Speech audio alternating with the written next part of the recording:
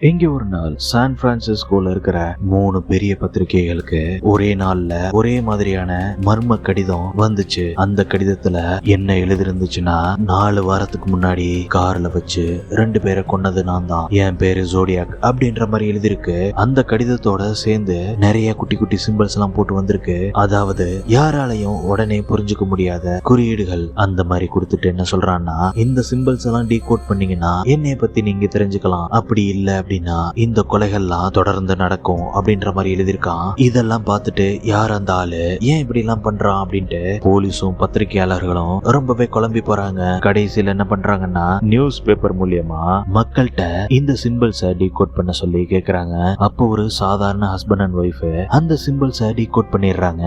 அதுல என்ன எழுதிருக்குன்னா, எனக்கு இந்த மாதிரி கொலை செய்யறதெல்லாம் ரொம்ப பிடிக்கும் அப்படின்ற மாதிரி போட்டிருக்கான். இந்த ஒரு கடிதம் தான் போலீஸ் டிபார்ட்மெண்ட்டையே குழப்பத்துல தள்ளிருச்சு. அவன் யாரு, இன்னும் உயிரோட இருக்கானா இல்லையா அப்படின்றது யாருக்கும் தெரியாது.